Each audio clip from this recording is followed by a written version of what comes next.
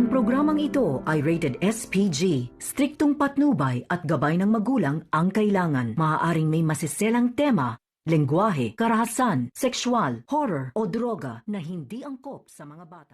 Dahil sa mga nasaksihan ni Annalyn na kung saan ay pinukpok nga ang kanyang ama at hindi nila alam kung sino pero nakakita siya ng ebidensya na kung saan nahulog nga doon ang ballpen ni Dr. Carlos Benitez kung saan dito nga nagtataka si Annalyn at sinumbong niya sa kanyang ina. Dito na nga napatunayan ni Annalyn na wala na talagang tiwala ang kanyang ina sa kanya kung saan nabilog na ang utang ng kanyang ina ni Dr. Carlos Benitez. Agad naman itong nag-walkout si Annalyn doon nang dahil sa tinapat niya si Dr. Carlos Benitez at nagalit itong si Lynette.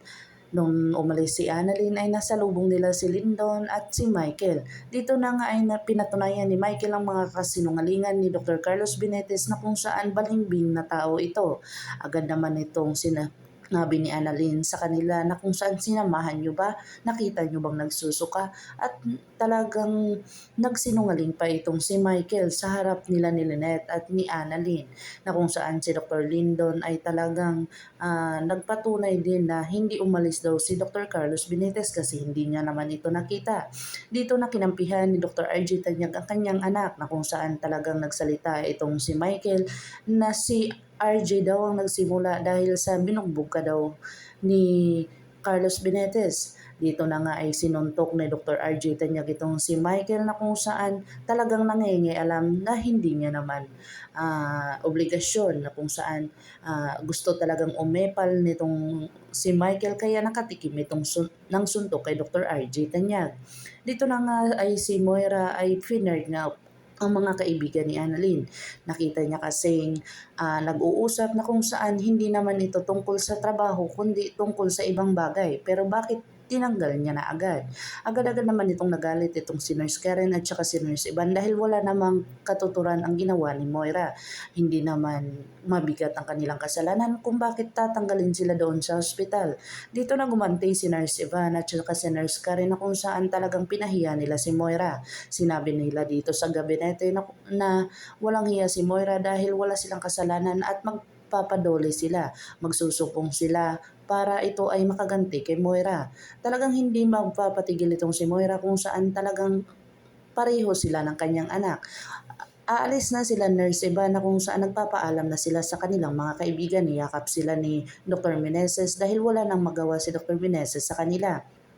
Dito na nga sinabi ni Zoe na wala silang halaga doon sa Apex na kung saan wala ding kwenta itong si Zoe dahil hindi ding iniisip ang kapakanan ng kanilang mga pasyente at ang kanilang obligasyon doon.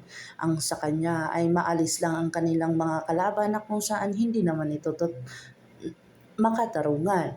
Dito na nga sinabi ni Dr. Luke na bakit nagtatanggal si Ma'am Moira na walang namang mabigat na kasalanan at nagtatrabaho naman ng maayos at hindi naman pinapabayaan ng mga obligasyon dito sa Apex Medical Center. Dito na talagang uminit ang ulo ni Zoe na kung saan pinalayas niya na itong dalawa. Sinabi ni Annalyn na lang dito kay Dr. Lyndon na talagang nag-iisip siya ay wala na siyang tiwala kay Dr. Carlos Benitez na kung saan dito na nga ay talagang nagpapakita ng hindi makatarungan na ugali. Pagkaharap ang kanyang ina ay talagang ang bait-bait nito pero sa kanya ay talagang pinipersonal siya. Dito na tinanong ni Annalyn sa kanyang sarili kung talagang magiging okay na ba siya dito sa dalawa na kung saan ikakasaya ng kanyang ina ay susuportahan na lang niya.